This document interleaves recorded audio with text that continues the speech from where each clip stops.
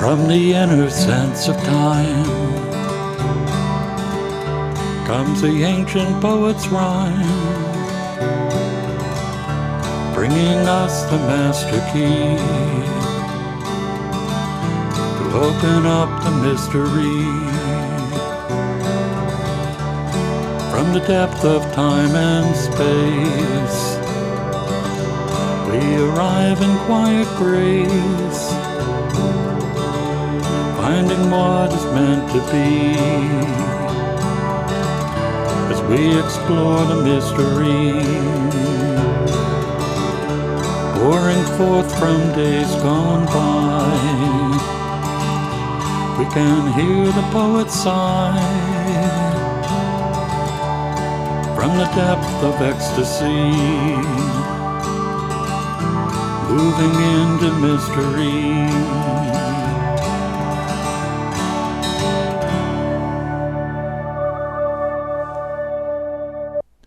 Hello and welcome again to Creative Connections. I'm your host, Gary Blanchard, and today my guest is Jamie Bishop.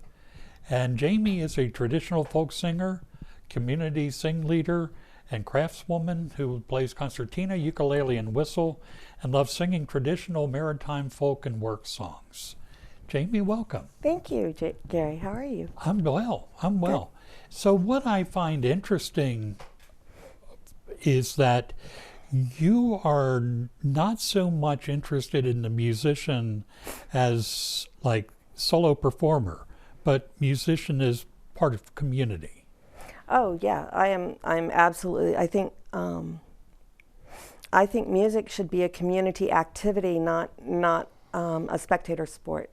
In fact, I had a little motto for our music business a long time ago that was, music is not a spectator sport, because I felt very strongly that participatory music strengthens community, it builds community, it strengthens skills, and it's such a, throughout history, it's such a powerful thing. It's built ships, it's moved whole countries.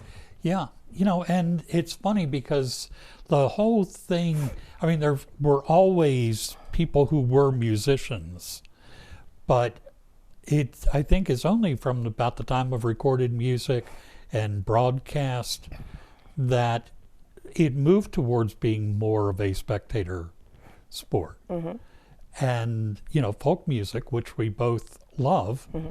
is music that was shared, music that everybody participated in. Yeah. So what do you think drew you to this music? Many, many things. Music has been a very strong influence in my life, all of my life. I've always loved it. My earliest memories are of singing Dolly Parton songs at the top of my lungs at the age of 2. I grew up in Texas, so my earliest music was country and western, old style country and western that my granddaddy listened to. And it went from there to Elvis and Helen Reddy and, on through, I don't know, dare I admit, Sean Cassidy. And all the variety shows on TV and all of the Danny Kaye and Bing Crosby movies. And, I couldn't watch enough of that stuff. I couldn't get enough of it. And I took ballet from the time I was 3 till I was about 17. Okay. And so the folk music has always fascinated me because of its power to get things done. Because when people have hard work to do and they need to get it done, they have to coordinate it some way.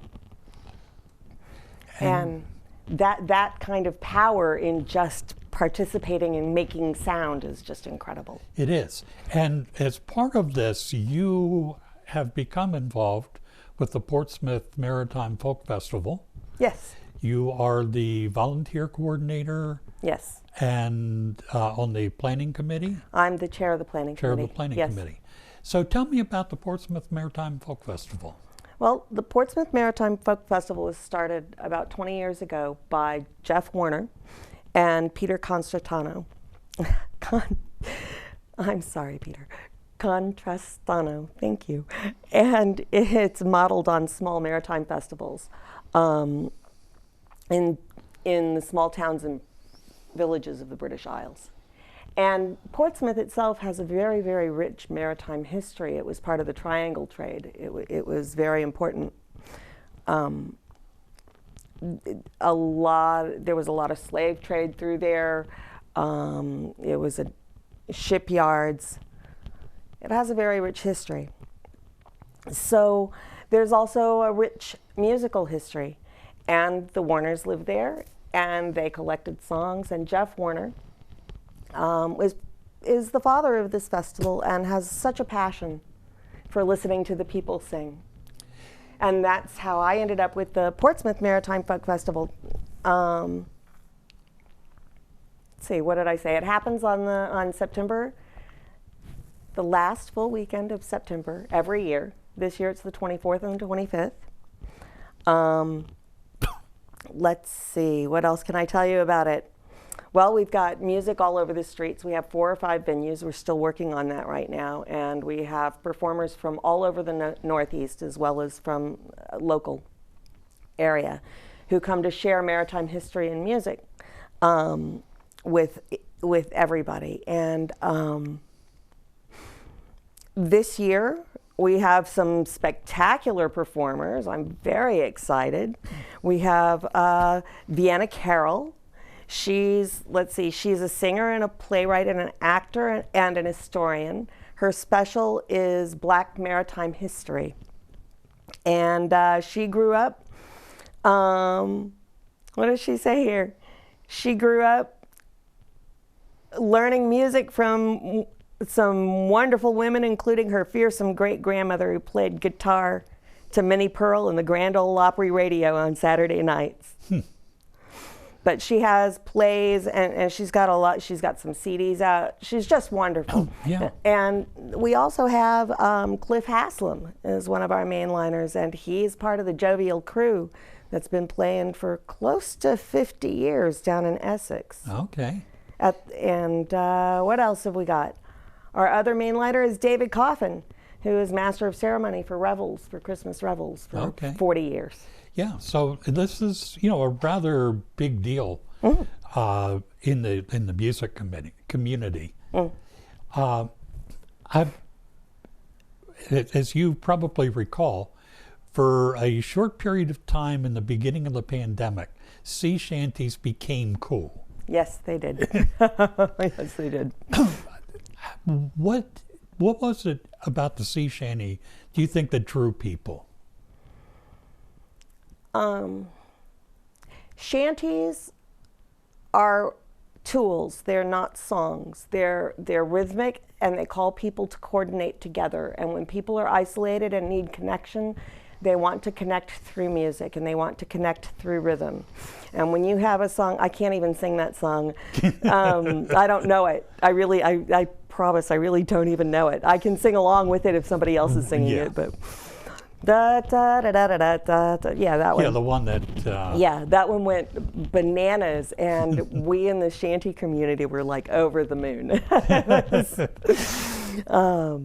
But it's what drew people together to get hard work done, to get through time. And when you think about it, during the pandemic, we really needed ways to draw together to get through. So, it really, as you put it that way, it makes total sense why that would have become so popular. Yeah. So you brought with you your concertina. Oh, I did? Yeah. Tell us a little bit about the concertina for those folks who aren't familiar. All right, well, the concertina, it's a bellows instrument. It's a little accordion. You either love it or hate it. I happen to love it. This one, actually, I don't know much about this one. This one is related to a concertina called a Staggi, I think. I think it's Italian made. Somebody recently gave it to me in parts in a box, and I glued it back together. Okay. So, yeah, my other one is in the hospital, so I needed an instrument. So. All right. And What was it about the concertina that you liked? Oh, I just love the way it sounds. Anything like bagpipes or anything that makes that drone, hurdy-gurdies. I love those noises. Yeah. Okay. Yeah. So we're going to have you play a song, Okay. and I am going to do a little guitar accompaniment. You gonna with it, noodle along? since this is a participatory type Absolutely. music. So I've got a waltz. Shall All right, That's sounds good. Turner's. Let me get this chair. I'm short. All right. Let's see if we can get it. All right. All right, here we go. And nope. Let me find it. There it is.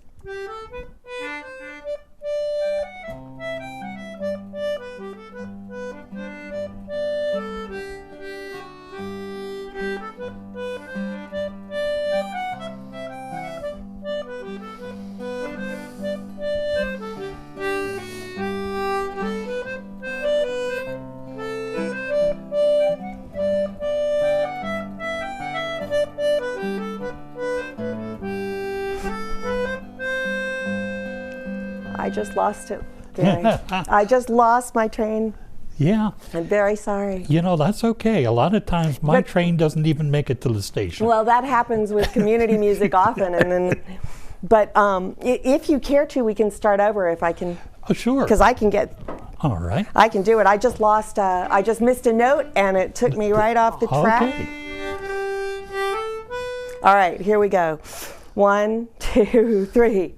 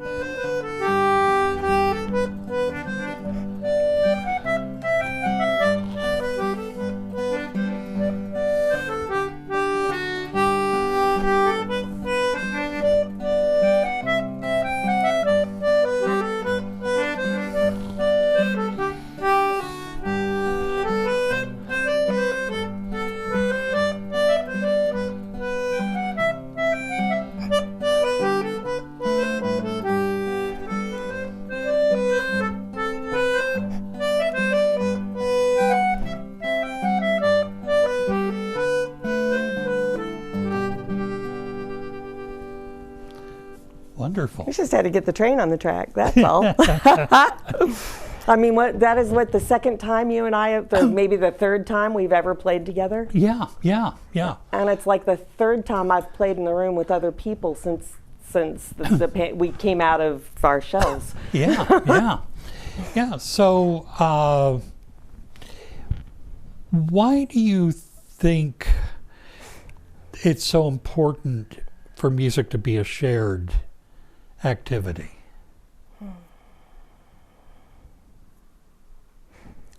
The human being requires community. We're a pack animal. We live in community. We depend upon each other. We rely on each other. And the way we work best is when we connect. And when people really connect and they really develop empathy and compassion and a system for working together, it makes everything go so much smoother. When we're isolated and we're shut out from music, from sounds, from that connection with each other, from coordination with each other, we start to go a little nuts. Yeah. Yeah, Yeah. It's funny because I have been a solo performer for most of my music career. Mm-hmm. But I think the most fun times are those times when I get to play music with other people, because it takes you to a different place Oh, yeah. inside of yourself. As a community sing leader, I've been leading Community Sing since 2007 in Western Massachusetts, and now on Zoom. And there is nothing that gives me more pleasure than sitting in a room full of people singing at the top of their lungs as best they can. You know, when there's one event I used to go to a long time ago, we crammed 300 people in one room, and it was a very old building, a German club, and it's got those cast iron radiator pipes all through the whole building and radiators under every window in the hall.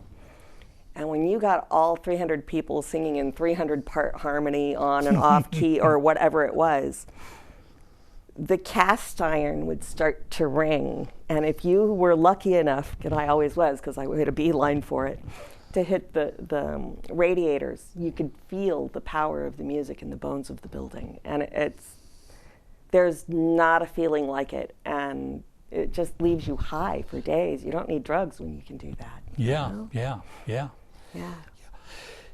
Yeah.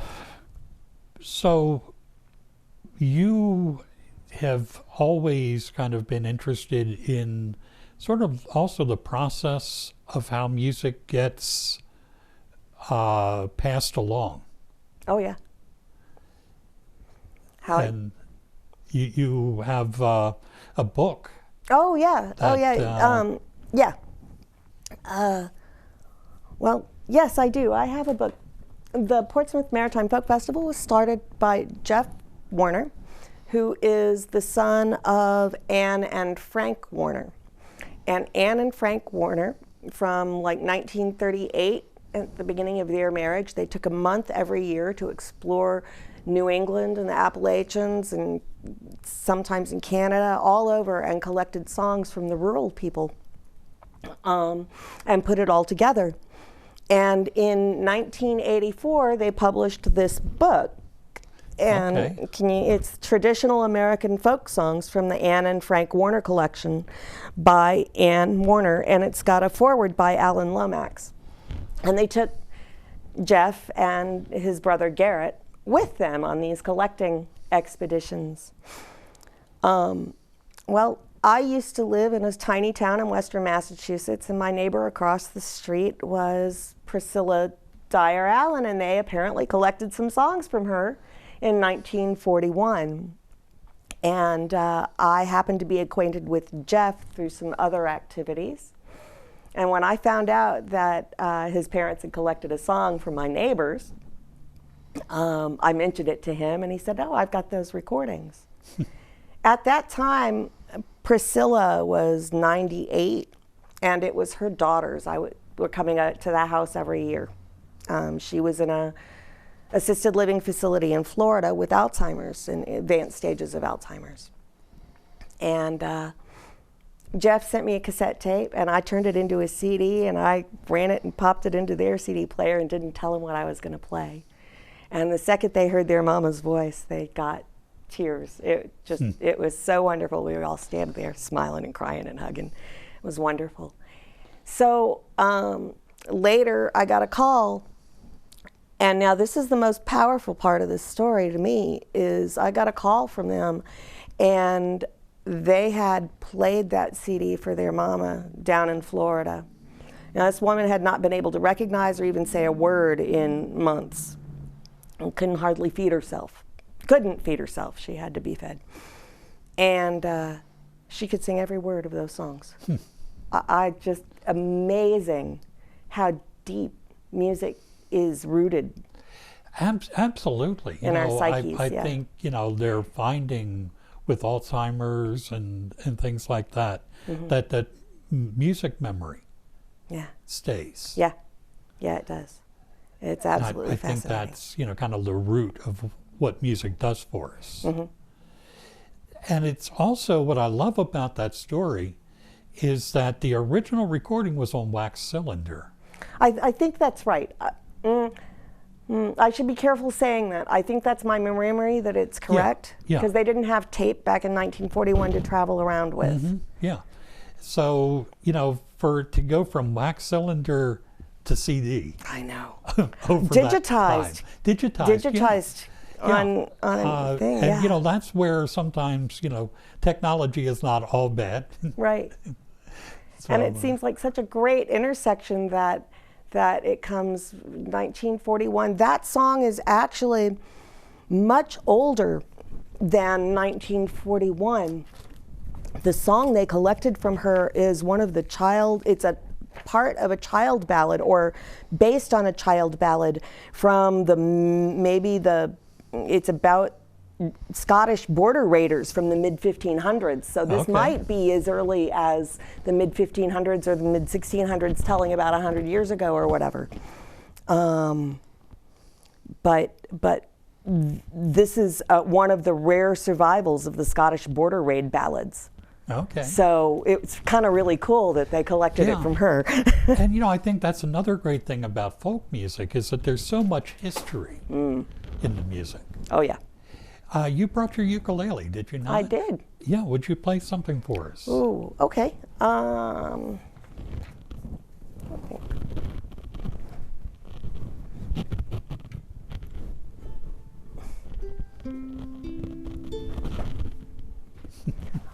I am short and these chairs are tall. All right.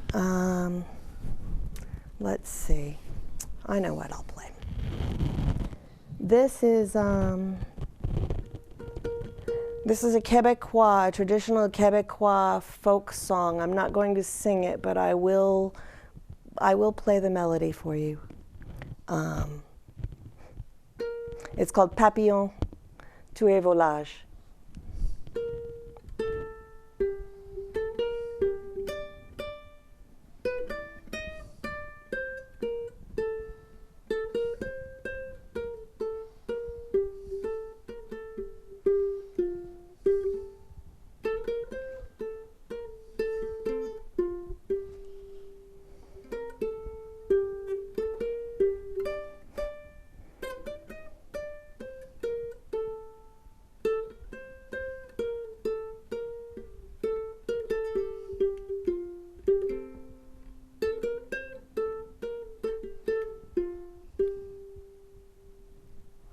Beautiful.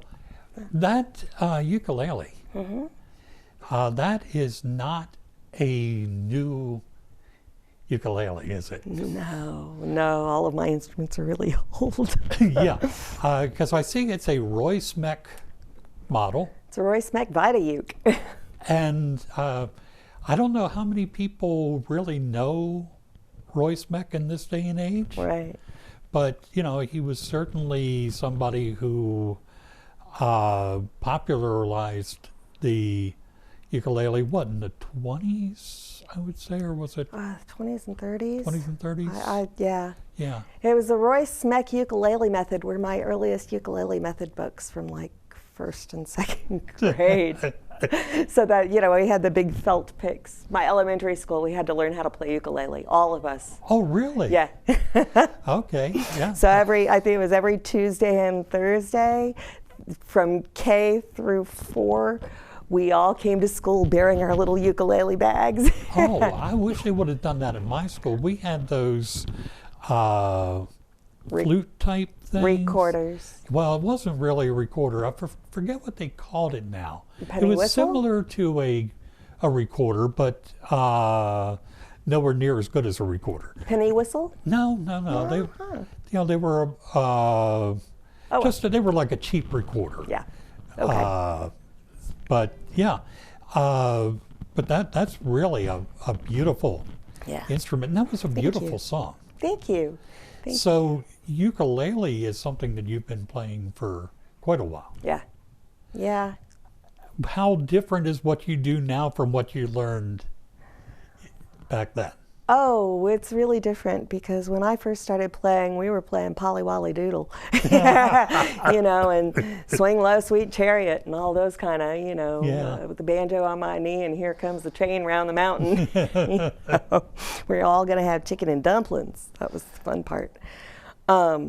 So yeah, that's what I started playing, and obviously I'm from the South originally. I'm from Texas, but I moved to Massachusetts 32 some odd years ago, and I've always been interested in work songs, in traditional work songs, but I didn't have a handle for them. But I got really involved in the traditional music scene here because there was a family that I met who went to Mystic Seaport Sea Music Festival, and one of their sons used to sing the songs, and he would teach them to me, and we would sing them together. It was a lot of fun. Oh, that sounds great. So then I went to the Sea Music Festival there, and I got hooked. Okay. And that was 21 years ago, I think. Okay. Yeah.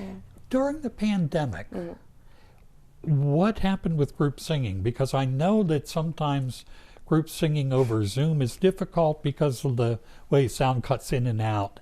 How did you all handle that?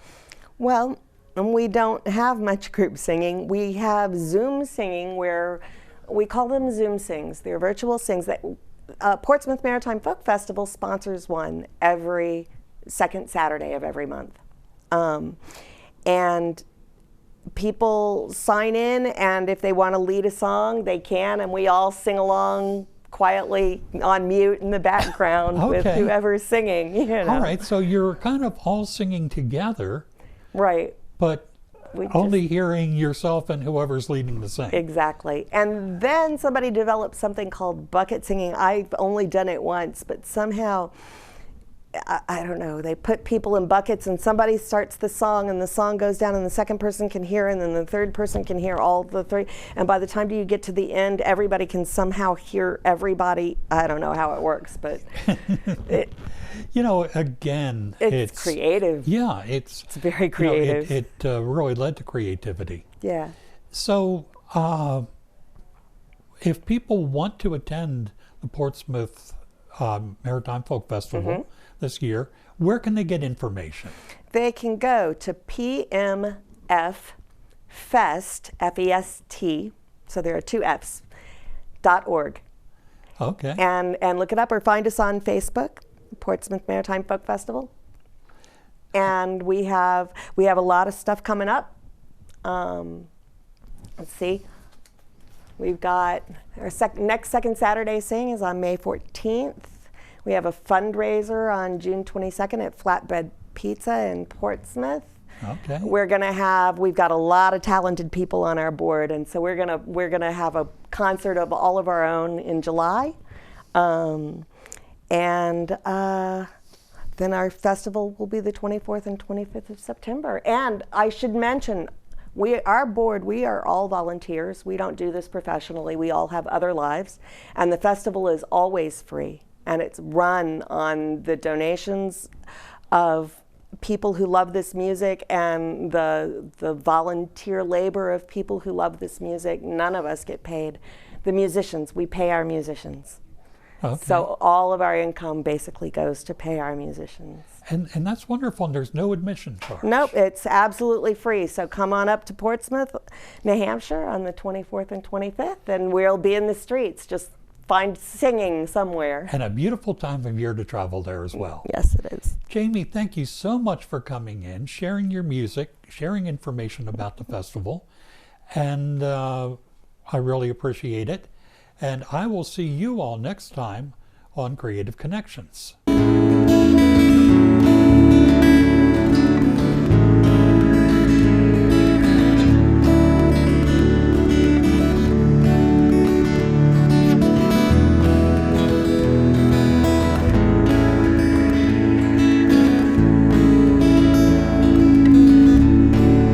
Life goes by so quickly, time just slips away, but tomorrow brings a brighter day.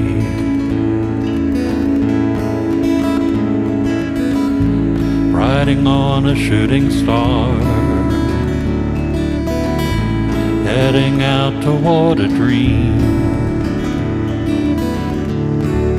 Tomorrow's even closer than it seems.